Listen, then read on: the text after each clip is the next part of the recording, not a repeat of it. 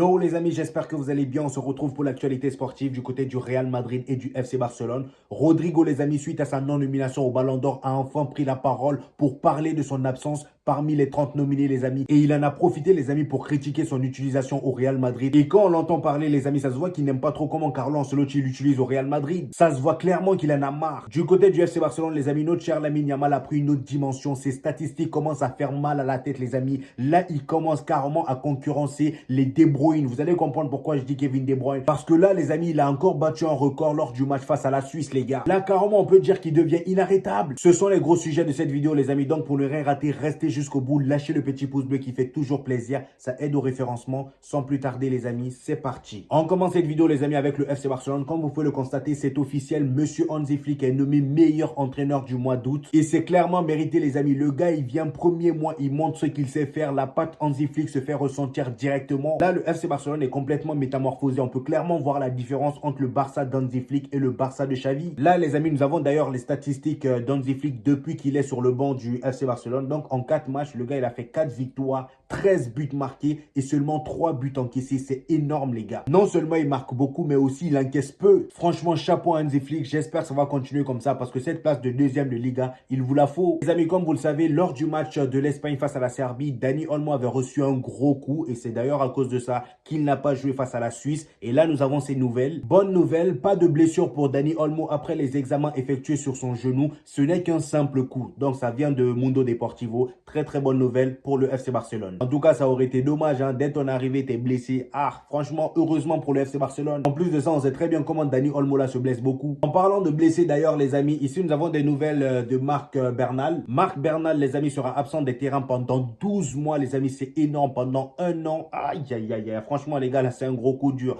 Déjà, que ça soit pour Bernal, c'est horrible comme nouvelle. Et pour le FC Barcelone aussi, c'est terrible. Parce que là, je pense que Hansi Flick comptait vraiment sur ce jeune. Si vous avez remarqué, depuis les matchs de pré-saison, c'est l'un des joueurs que Hansi Flick a le plus utilisé au milieu en tant que 6. Carrément, lui, il a vu un nouveau Busquets en lui. Et là, franchement, c'est terrible. Le gars, pendant un an, il ne va pas jouer à cause de cette blessure. Franchement, les gars, j'ai comme l'impression que les jeunes de la Masia qui montent en équipe 1 n'ont jamais de chance. Il n'y a que Lamine Yamal pour l'instant qui a épargné par ses blessures. Sinon, le reste là, que ce soit Gavi, Pedri, Aroro, ils sont tous atteints par ces blessures. Et là, comme par hasard, Bernal qui s'en sortait bien, voilà, en ce début de saison, lui aussi allait bim, voilà, infirmerie. Donc là, les amis, il est dit, le FC Barcelone annonce que Marc Bernal, 17 ans, a été opéré avec succès. Ça, déjà, c'est une bonne nouvelle. Il ne retrouvera pas les terrains avant septembre 2025. Bref, les gars, en tout cas, très bon rétablissement à lui. Les amis, il y a 2 jours de cela, l'Espagne a gagné face à la Suisse 4 buts à 1 et Lamine Yamal, encore une fois, a impressionné le monde entier. Il lui a fallu seulement 3 minutes pour faire une passe décisive de malade mental à notre cher José Lu. Et cette passe, les amis, permet à Lamine Yamal d'être actuellement le meilleur passeur de 2024. Et oui, il y a des Kevin De Bruyne, mais Lamine Yamal, il n'en a rien à battre. Du haut de ses 17 ans, il vient, il dépasse les adultes. Franchement, lui, son insolence commence à dépasser les limites. Et le pire, les amis, dites-vous que Lamine Yamal a été impliqué sur 16 buts lors des 19 dernières rencontres qu'il a jouées avec l'Espagne et le FC Barcelone. Je ne sais pas si on se rend compte à quel point ce gamin-là évolue vite, mais c'est limite flippant. Là, au moment où je vous parle, la seule chose qui lui manque pour être encore plus terrifiant, c'est les buts, empiler des buts partout. Parce que là, déjà, en termes de passes décisives, il fait concurrence à l'un des meilleurs de l'histoire, Kevin De Bruyne. Et si on prend seulement cette saison, les amis, pas 2024, il est le meilleur passeur avec 5 passes décisives dans les 5 grands championnats. C'est énorme. Et au jour d'aujourd'hui, même en sélection, ça me fait mal de le dire, mais il faut quand même le reconnaître, il fait mieux que Vinicius. Regardez un peu les stats. Vinicius, les amis, en 34 matchs, il a marqué 5 buts et 5 passes décisives. Et Lamine Yamal avec l'Espagne, les amis, c'est 16 matchs, 3 buts et 8 passes décisives. Le ratio, il est mieux que celui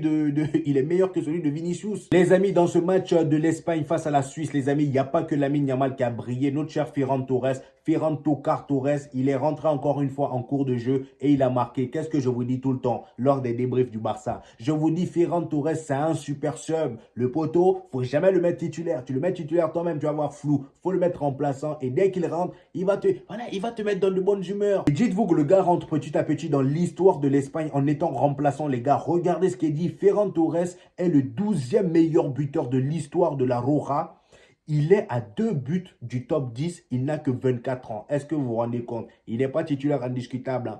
Remplaçant. Ouais, je vous ai dit, il y a des joueurs comme ça, faut pas trop les mettre titulaires. Nous avons des nouvelles de notre cher Neymar, les amis. Franchement, les gars, ça va pas pour Neymar. Voilà, le gars, ça fait je sais pas combien de mois, presque une année ou un peu plus qu'il est blessé. Al Hilal l'a acheté cher, on le paye cher, mais le gars, il est toujours blessé. Là, les amis, dernièrement, on nous avait dit que tout était bon, il avait repris les entraînements, tout était carré. Mais là, il a fait les examens, il a rechuté. Voilà, il a rechuté. Comme il est dit ici, les amis, Neymar a encore rechuté. L'ex-Parisien a passé des tests médicaux et physiques qui ont été peu concluants. Neymar aurait besoin d'encore 2 mois de convalescence pour compléter complètement son programme de réhabilitation avant de jouer des matchs. Et le pire, les amis, dites-vous que son dernier match avec Al Hilal date du 10 octobre 2023. Ça fait presque un an. Ça fait presque un an.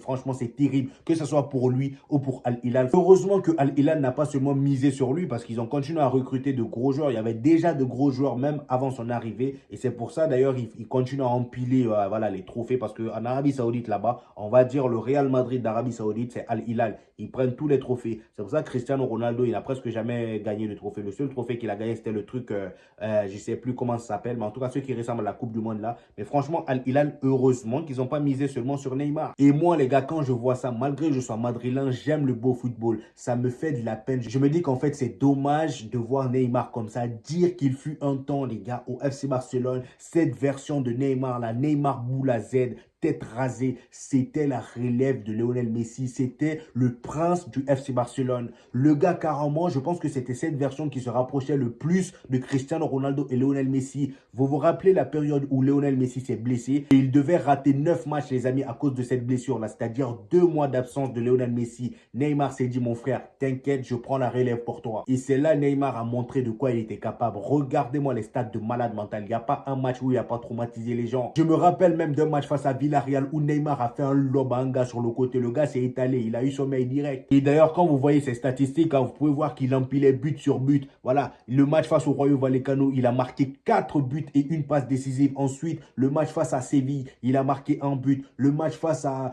Borisov, je ne sais même pas, je crois que c'était en Ligue des Champions, je ne sais quelle compétition, mais en tout cas, c'était contre un club là. Le gars, il a fait un doublé. Bref, il n'y avait pas un match où il marquait pas ou faisait passe décisive. Franchement, les gars, footballistiquement parlant, c'est triste de voir où il en est aujourd'hui. Parce que bon, on va pas s'apitoyer sur son sort. Hein. Le gars, il est milliardaire ou millionnaire, je ne sais pas. En tout cas, il est blindé d'argent. Voilà. Et il ne faut rien, malgré ça. Maintenant, on part du côté du Real Madrid, les amis. Rodrigo a enfin pris la parole. La dernière fois, c'était juste une souris. Là, maintenant, Rodrigo a pris la parole pour parler de son absence dans les 30 nominés pour le Ballon d'Or. Et le pire, les gars, c'est qu'il a critiqué aussi son utilisation au Real Madrid. Voyons tout ça ensemble, les gars. Comme nous le dit Foot Mercato, les amis, fatigué d'être le parent pauvre de l'attaque du Real Madrid, Rodrigo a décidé de s'affirmer médiatiquement. Dans une interview accordée à ESPN, il a exprimé son indignation quant à son absence du Ballon d'Or et son agacement à être trimballé à tous les postes. Là, carrément, les gars, il est agacé. D'abord, pour revenir sur la polémique liée au Ballon d'Or, il dit « J'étais bouleversé, je pense que je le méritais. Je ne veux pas rabaisser les joueurs qui sont là, mais je pense que j'avais ma place dans les 30. C'était une surprise, mais je ne peux pas faire grand-chose. Ce n'est pas moi qui décide de ces choses. » Ensuite, il enchaîne en disant « J'ai fait une publication quelque peu moqueuse. Maintenant, il n'y a pas grand-chose à dire. Tout le monde connaît mon indignation. »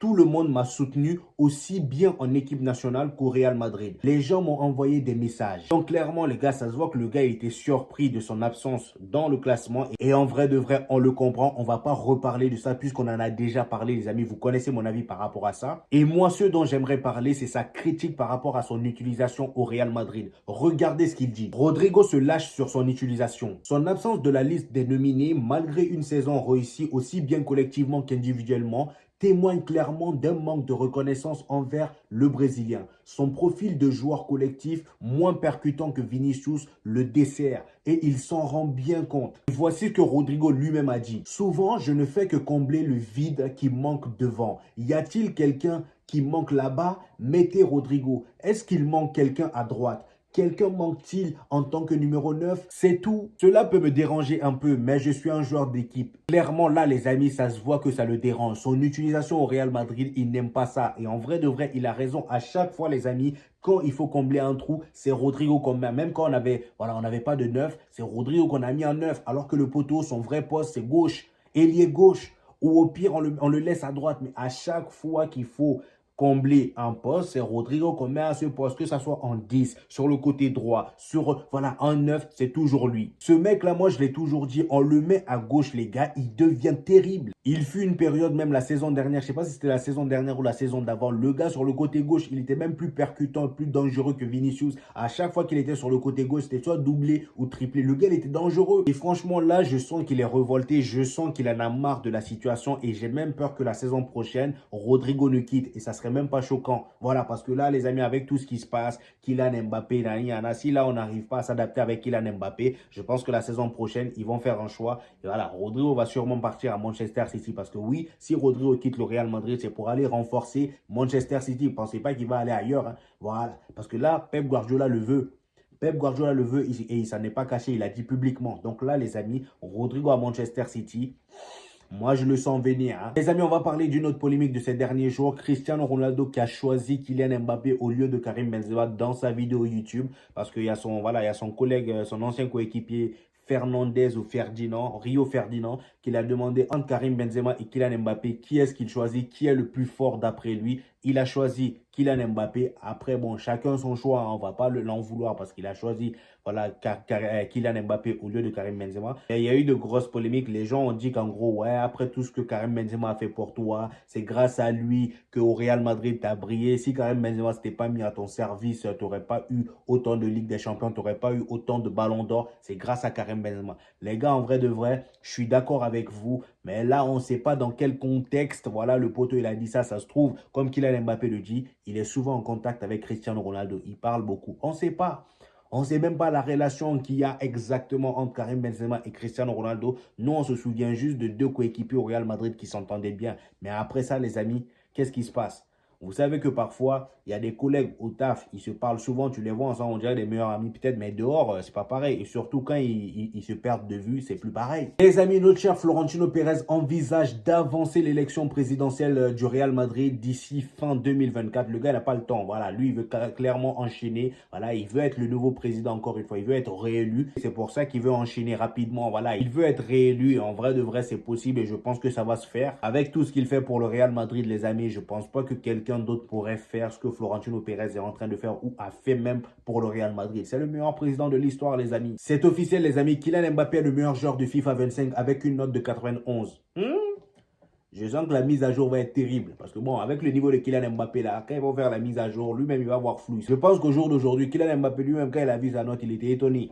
Il était surpris, c'est pas possible. Les amis, Aurélien Tchouaméni a effectué plus de passes vers l'avant que n'importe quel autre milieu de terrain des 5 grands championnats depuis le début de la saison, c'est-à-dire 98 en tout. En vrai de vrai, on critique Aurélien Tchouaméni, mais en fait, c'est le genre de joueur qu'il faut vraiment observer pendant tout le match, genre observer vraiment à fond. Parce que nous, on est là, on le critique. Ouais, Aurélien Tchouaméni, il n'est jamais bien placé. Il se comporte comme un défenseur au lieu d'un 6, nanani, ana. Mais là, les amis, franchement, Aurélien Tchouaméni, c'est pas mal. Bon. Et même quand le staff du Real Madrid parle de lui, j'ai comme l'impression que le gars, vraiment, là, on parle de Busquets Prime ou Casemiro Prime. Comme vous le savez, les amis, le Real Madrid souhaiterait recruter Rodri pour la saison prochaine. Et vu qu'on a déjà Tchouaméni, dites-moi en commentaire, les Madrilènes, hein, bien sûr, dites-moi en commentaire, est-ce que vous préféreriez mettre Rodri à la place de Tchouaméni la saison prochaine ou vous préférez bon, entre les deux, qui vous choisissez la saison prochaine? Voilà, j'hésiterai pas à vous répondre, les amis. Les amis, hier soir, notre cher Arda Güler avec la Turquie a été auteur d'une passe décisive vraiment magnifique. Et d'ailleurs, là, on a son grand-père qui a pris la parole, les amis. Et voici ce qu'il dit.